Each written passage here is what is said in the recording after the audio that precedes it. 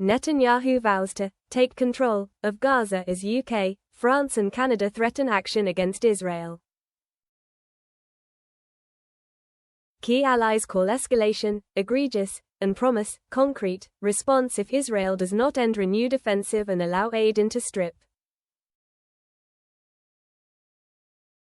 Benjamin Netanyahu has vowed that Israel will take control of all of Gaza, as three key allies attacked his egregious escalation of the military campaign and blockade on humanitarian aid.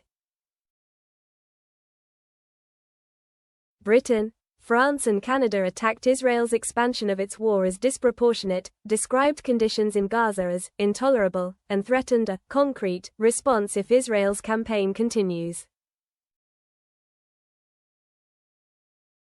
Earlier that day, Israel's military declared an entire city a combat zone. Airstrikes killed more than 60 people, and the finance minister, Bezalel Smotrich, said Israel's army would wipe out what remains of Palestinian Gaza. We will not stand by while the Netanyahu government pursues these egregious actions. If Israel does not cease the renewed military offensive and lift its restrictions on humanitarian aid, we will take further concrete actions in response, the three allied governments said in a statement on Monday. Netanyahu responded to the message, saying Israel will continue to defend itself until total victory was achieved. The leaders in London, Ottawa and Paris are offering a huge prize for the genocidal attack on Israel on October 7 while inviting more such atrocities, Netanyahu said. International pressure over a looming famine forced the Israeli Prime Minister to announce on Sunday night that he would ease the 11-week siege of Gaza to prevent a starvation crisis. Nearly 24 hours later, the UN said 9 trucks of aid had been cleared to enter. This is less than 2% of daily shipments before the war, when Palestinians in Gaza were well fed and the Strip had its own agricultural sector, and will make no meaningful difference to the crisis now gripping most of its 2.3 million population. Britain, France and Canada described Israeli measures as wholly inadequate, warned it risked breaching international law and called for a return to delivery of aid in line with humanitarian principles. Netanyahu's decision to allow even a trickle of food into Gaza had been attacked by far-right critics including members of his own cabinet. On Monday he shared a video on social media explaining his hand had been forced by close allies. For weeks, Israeli officials insisted that there were no shortages in Gaza. But senators, who are Israel's greatest friends in the world, had warned they would drop support for the country over images of starving Palestinians, Netanyahu said. They told me, we cannot accept images of hunger, mass hunger. We cannot stand that. We will not be able to support you, Netanyahu said.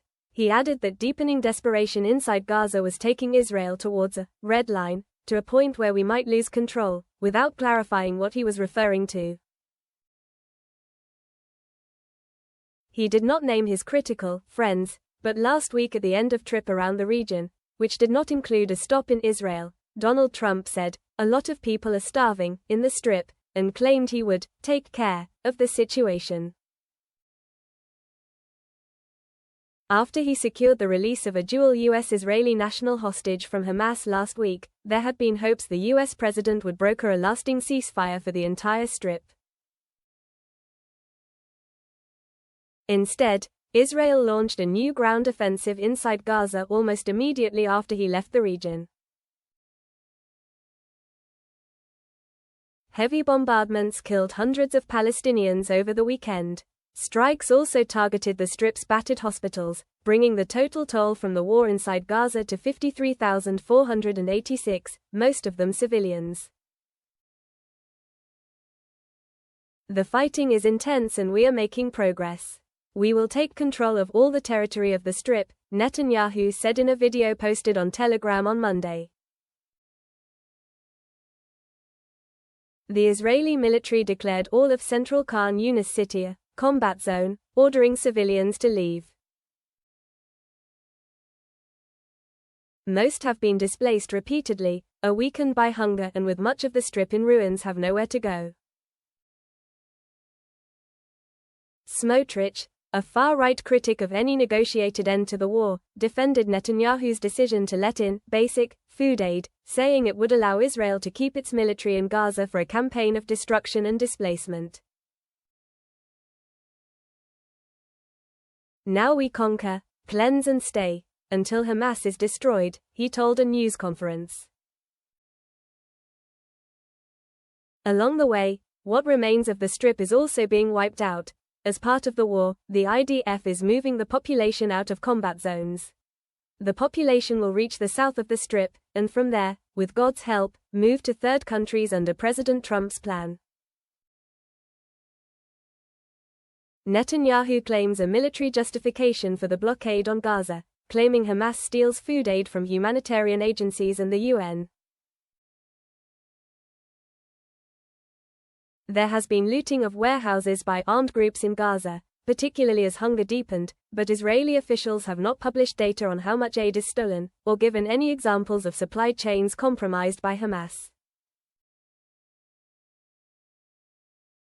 Humanitarian organizations with decades of experience working in conflict zones and heavily audited supply chains say their aid is not being diverted. Israel wants to replace their networks across Gaza with central distribution compounds secured by the Israeli military and operated by armed contractors who will hand out aid in boxes to those who are able to walk and carry it. A Swiss-registered startup, the Gaza Humanitarian Foundation, which Israeli officials describe as a U.S. initiative, will manage the compounds when they are operational. Its director, Jake Woods, a former U.S. Marine, said the GHF would be up and running before the end of the month, but it is not clear who will pay for the aid. The UN and international humanitarian groups who have brought food into Gaza since the war began have said they will not work with GHF, because its armed contractors and links to the Israeli military compromise key principles including neutrality and put staffers at risk. Israeli Foreign Ministry officials declined to comment on funding. Israel launched the war after cross-border attacks by Hamas killed 1,200 people, the majority civilians. Another 250 were taken hostage, with 58 still in Gaza, but nearly two-thirds of them are thought to be dead.